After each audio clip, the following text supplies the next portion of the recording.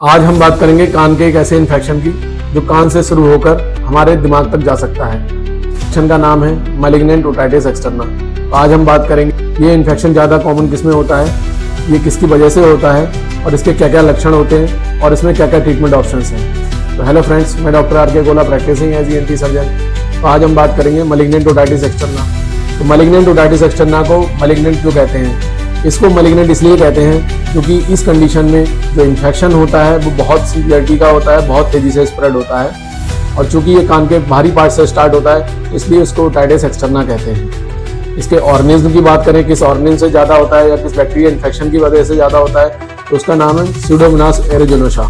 ये डिजीज किन पेशेंट्स में ज़्यादा कॉमन होती है? जो डायबिटिक पेशेंट्स होते हैं और जिनमें शुगर कंट्रोल नहीं होती है, ये इन्फेक्शन उनमें ज़्यादा कॉमन होता है। जिस पेशेंट में कीमोथेरेपी चलती है, इसके अलावा जो पेशेंट HIV/AIDS से पीड़ित हैं उनको हो सकता है, और इसके अलावा जिनकी इम्यूनिटी बहुत कमज़ोर है, जैसे कि जिनका ट्रांसप्लांट हुआ है, इन पेशेंट में इस इन्फेक्शन का होने का खतरा बहुत ज़्यादा हो जाता है।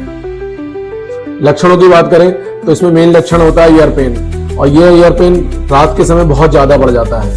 ईयर डिस्चार्ज भी पेशेंट में मिल सकता है। चूँकि ये इन्फेक्शन ईयर से स्टार्ट होकर स्कल बेस तक जाता है, तो जो नसें या नर्व्स स्कल बेस से निकलती हैं उसका भी इसमें इन्वॉल्वमेंट हो सकता है। जैसे कि अगर फेशियल नर्व या मुंह की नस होती है, अगर उसका इन्वॉल्व होता है तो मुंह का टेढ़ा होना हो सकता है। जीभ की नस इन्वॉल्व होने से जीभ का टेढ़ा होना हो सकता है। डायग्नोसिस की बात करें तो इसकी डायग्नोसिस के लिए अगर कान में कोई जो इन्फेक्शन है या कोई टिश्यू है तो उसको हम पैथोलॉजिकल एग्जामिनेशन के लिए भेजते हैं। उसमें कंफर्म हो जाता है कि ये मैलिग्नेंट ओटाइटिस एक्सटर्ना है। साथ साथ कुछ रेडियोलॉजिकल इन्वेस्टिगेशन करा सकते हैं, जिसमें कि CT स्कैन करा सकते हैं, MRI करा सकते हैं, गैलियम स्कैन करा सकते हैं। ट्रीटमेंट की बात करें तो इसमें जो मेन ट्रीटमेंट है वो अगर डायबिटिक पेशेंट्स हैं तो आपको अपने शुगर को कंट्रोल रखना है।